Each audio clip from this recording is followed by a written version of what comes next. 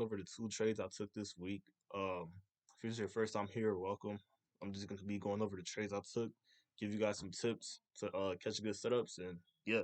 But the first thing always you got to start with news. So Thursday, you can see USD news. We had a lot of high impact news at 7:30, so I was playing it safe until then. I get on the charts at 6:30, but if I didn't find a clean setup before like 7, it was clipped. So we left that out.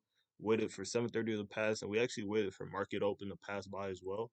So if you actually come here and see, we entered at like 9. So yep, we're safe from everything else for the day. You can see probably just based off my charts, you'll probably be like, oh, it's just another Doyle student. I actually don't have the EMA on for some reason right now. Let me actually turn it on because I actually do use the EMA as another like confluence, I guess.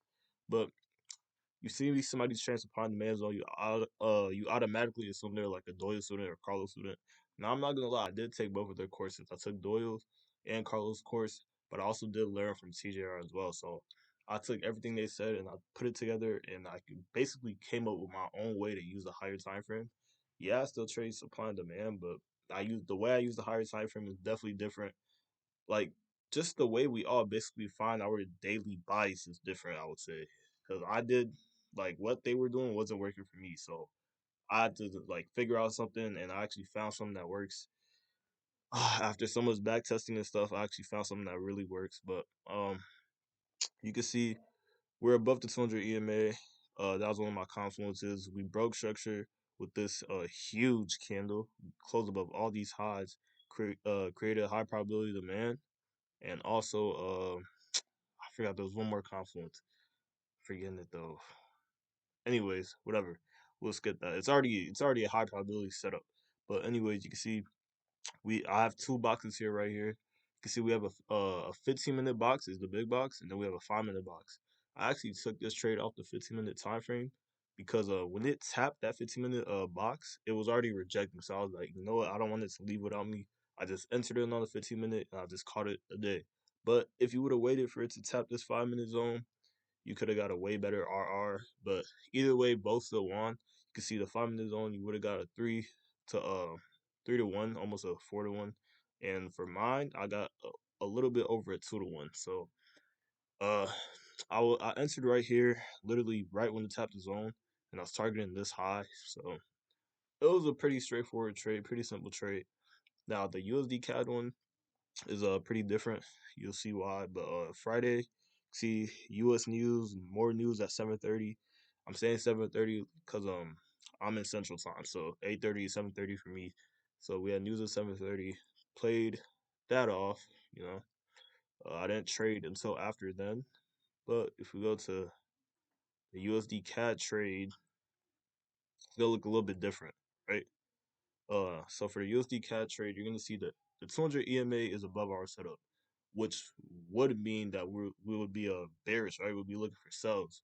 Well, I actually wasn't looking for sells because my higher time frame confluence told me to do otherwise, and I listened to it. I trust my higher time frame confluence, so I listened to it, and you can see I listened to it and I won, right? See, but on this trade, I was looking for demands on the form right here, but you can see this wick kind of closed it off. So after it closed it off like that, I knew I was gonna have to find a new way to enter into the market, and that's when I bring out my other like not strategy, but just a second way to enter in. It's not no like secret strategy or something like that. It's just another way to get in the market.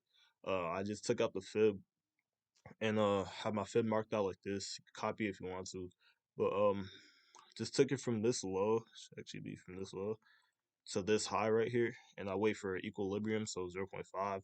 And I actually entered it once it tapped this. I didn't wait for it like to get down here and just so like bullish reaction or something. I just entered right when it hit 0.5, bro. Cause you can see I put my stop literally right at the bottom of this candle with the wick. Cause look, if we would have came all the way down here, bro, it's going to stop me out and it's going to sweep liquidity again. But yeah, cause wait, hold on. Cause look, even if you look right, there's no gaps to fill. There's nothing to do down here. So if it goes there, you know its intention is to sweep liquidity again. I was confident that I wasn't gonna do that. That's why I have my stop right here, and cause it literally already swept liquidity. It just swept it. So no reason for it to go back down there. this shit is over with, bro. But you can see I entered right at 0.5, stop down here, targeting this high for a 2 to 1, and yeah, another TP hit. So one thing you gotta know is the market is not perfect, right? So you gotta have to find new ways to enter. It's not always gonna just throw you your perfect setup. It's not gonna form the best supply and demand zone. So you gotta find a new way to enter when it's not giving you what you want, right? But you can't like I'd say probably 2 ways to enter is all you need, bro.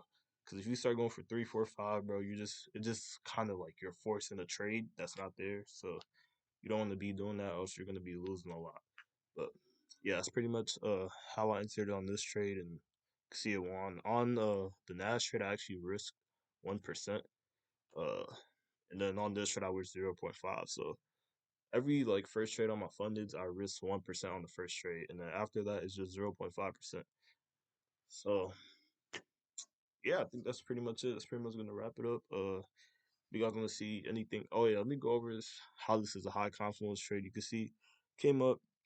We broke structure. The break of structure is key, right? We break structure with displacement, so you can actually see these strong bullish candles is leaving gaps. We broke structure with displacement, so I knew we are going up.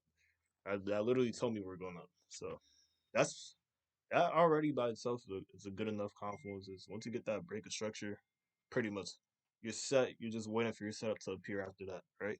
So yeah, that's pretty much it. If you happen to see anything else, just let me know. I'll oh my gosh, yes, man. So distracting, bro. My bad. But I'll gladly make videos on anything else y'all want to see. Just drop it in the comments and yeah, pretty much it. I'll catch you guys in the next one.